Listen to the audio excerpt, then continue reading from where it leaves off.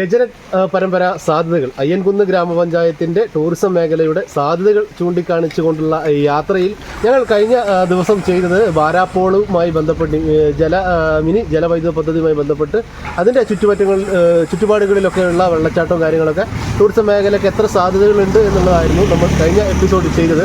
അപ്പോൾ ഇത് കണ്ടതിന് ശേഷം ഇവിടുത്തെ നാട്ടുകാർ ഞങ്ങളെ വീണ്ടും വിളിച്ചിരിക്കുകയാണ്.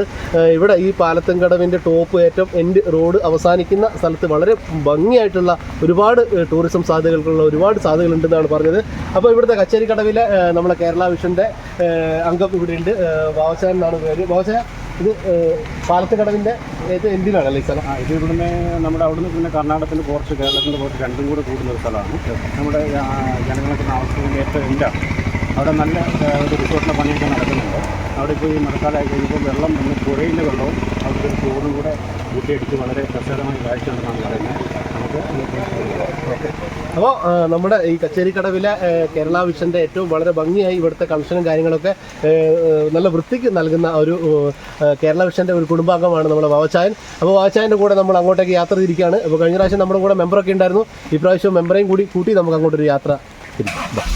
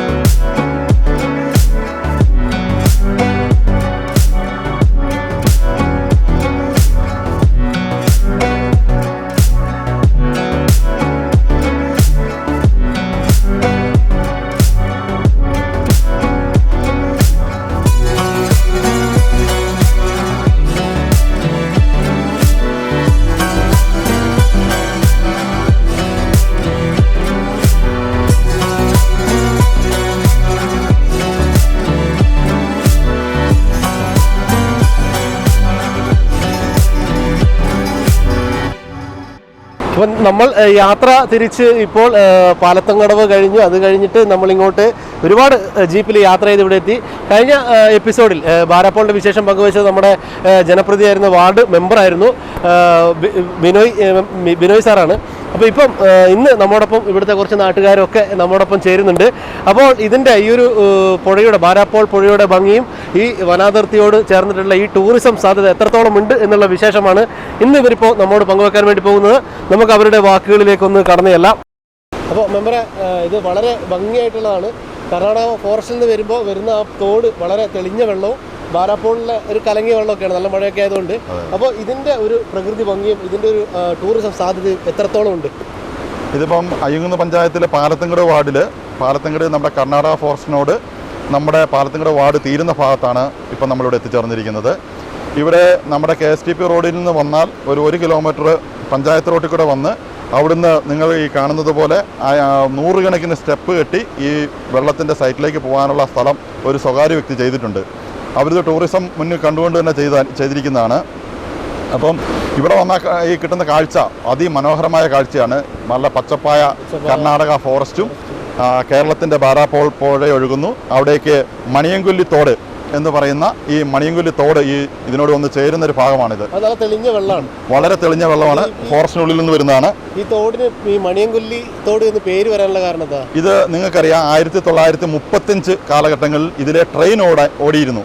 എന്ന് പറഞ്ഞാൽ ഈ ഫോറസ്റ്റിനുള്ളിൽ നിന്നും മരം സംഭരിച്ച് സായിപ്പന്മാർ കൊണ്ടുപോകാൻ വേണ്ടി ഗുഡ്സ് ട്രെയിൻ ഉണ്ടായിരുന്നു. ആ ട്രെയിനിൻ്റെ പാളങ്ങളും അവരുടെ ക്വാർട്ടേഴ്സും ഒക്കെ ഇതിനുള്ളിൽ നമുക്ക് കയറിയാൽ കാണാൻ സാധിക്കും. അന്ന് ഉണ്ടായ ഒരു പ്രകൃതി ദുരന്തത്തിലൂടെയാണ് ആ ട്രെയിൽ പാളവും അതെല്ലാം നശിച്ചു പോയത്. അന്ന് ഈ ട്രെയിൽ പാളം ഉണ്ടാക്കാൻ വേണ്ടി അന്നത്തെ ആദിവാസിയായിരുന്ന മണിയനെയാണ് ഇവർ ഈ റൂട്ട് കണ്ടുപിടിക്കാനും ഒക്കെ ഉപയോഗിച്ചത്.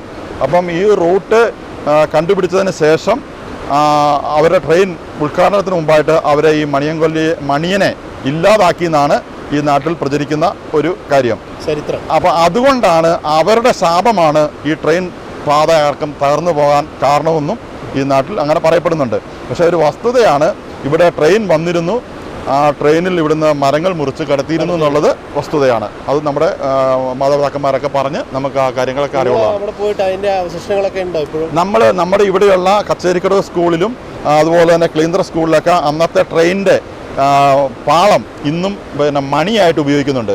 മണിയായിട്ട് ഇവിടെ ഞങ്ങൾ കയറി കണ്ടിട്ടുണ്ട്. ഇവിടെ ക്വാർട്ടേഴ്സും റെയിൽവേ പാളത്തിൻ്റെ പീസുകളും ഒക്കെ ഉണ്ട്. ഇപ്പോൾ കാലാകാലങ്ങൾ ഇത്രയും വർഷങ്ങളായപ്പം കുറേ എടുത്തുകൊണ്ടുപോയി നശിച്ചൊക്കെ പോയി. എന്നാലും നമുക്ക് ക്ലീന്തറയൊക്കെ കാണാം. ക്ലീന്തറയുണ്ട്, മറ്റേ പല സ്ഥലങ്ങളിലും അതിൻ്റെ ഒരു റൂട്ട് ഇപ്പോഴും ഉണ്ട്. ക്ലീന്തർ സ്കൂളിന് ഇപ്പുറത്തുണ്ട്.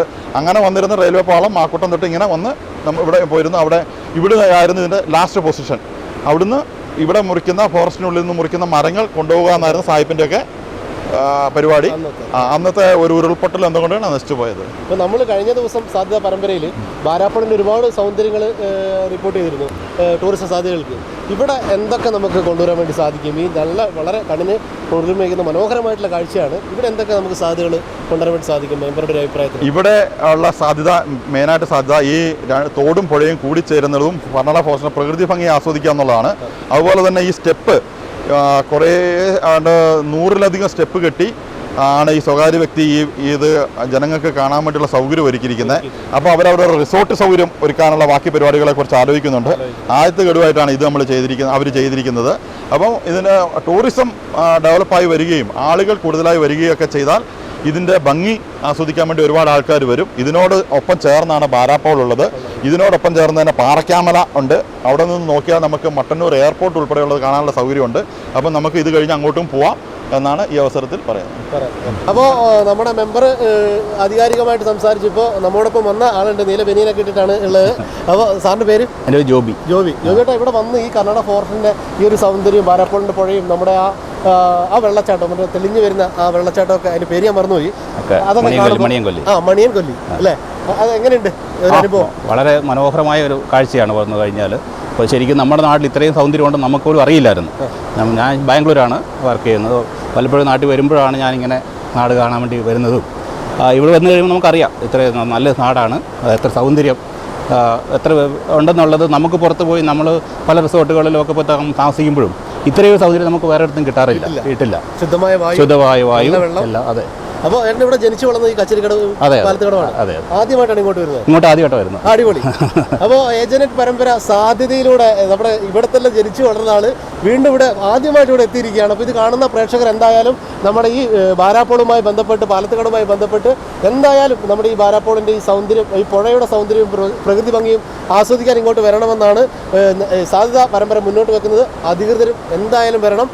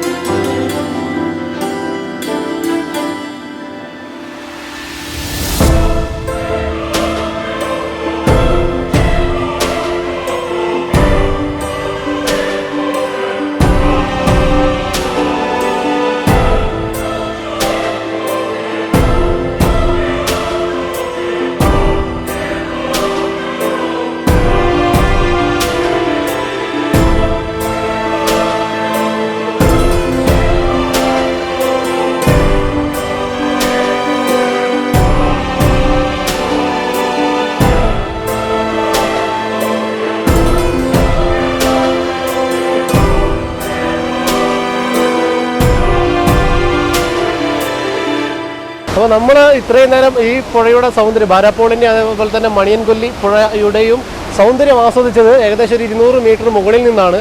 അവിടെ നിന്നുള്ള കാഴ്ചയാണ് ഇപ്പോൾ നമ്മോട് അതിൻ്റെ സൗന്ദര്യമൊക്കെ വർണ്ണിച്ച് മെമ്പറും അതേപോലെ തന്നെ ബാംഗ്ലൂരിൽ നിന്ന് വന്ന ചേട്ടനൊക്കെ പറഞ്ഞത്. അപ്പോൾ ഇതിപ്പോൾ നമ്മൾ അടുത്തെത്തിയിരിക്കുകയാണ്. ഇവിടെ നിന്ന് നമുക്ക് ഈ ഒരു 2 പുഴയുടെയും സൗന്ദര്യം ഒന്ന് ആസ്വദിക്കാം.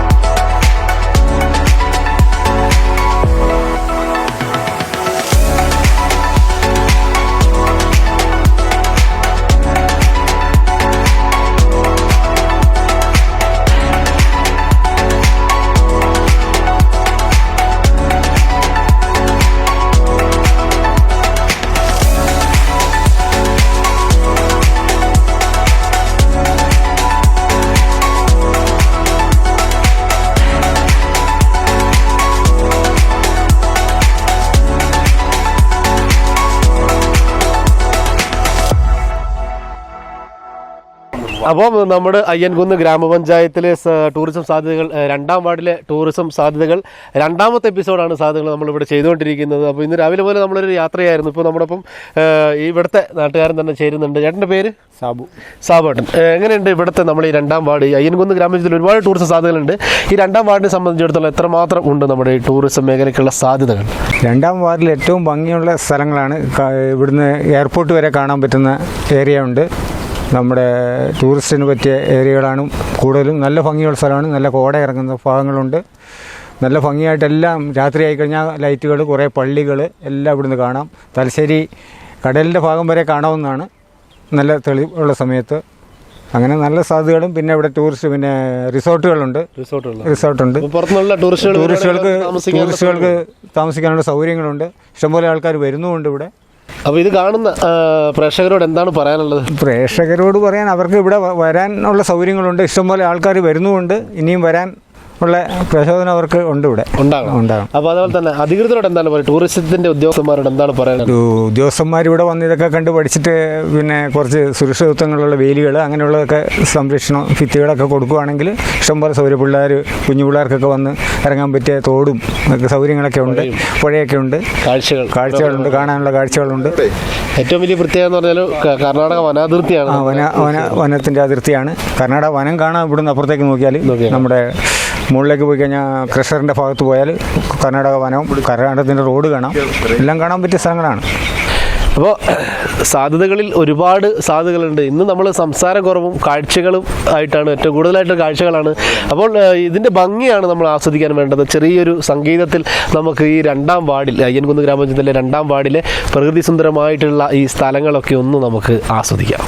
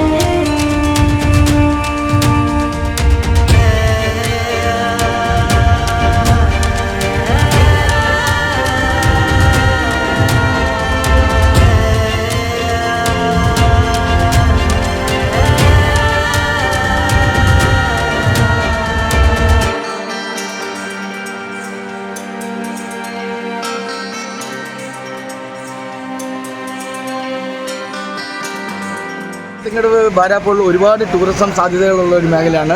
ഇവിടെ വരാത്തവരുണ്ടെങ്കിൽ എങ്ങനെയാണെങ്കിലും ഇവിടെ വന്ന് കാണുക എന്നുള്ളത് മാത്രമേ ഉള്ളൂ. കർണാടക വനത്തിനോട് ചേർന്ന് കിടക്കുന്ന സ്ഥലമാണ് നമ്മുടെ ബാരാപ്പോൾ പാലത്തിങ്കടവ്. ഇവിടെ പുഴയാണ് മുമ്പിൽ, പുഴ കാര്യങ്ങളുണ്ട്, തോട് കാര്യങ്ങൾ, വികസനത്തിന് വേണ്ടി പറ്റിയ നല്ല ഒരു അന്തരീക്ഷം നിറഞ്ഞൊരു സ്ഥലമാണ് ഇവിടെ.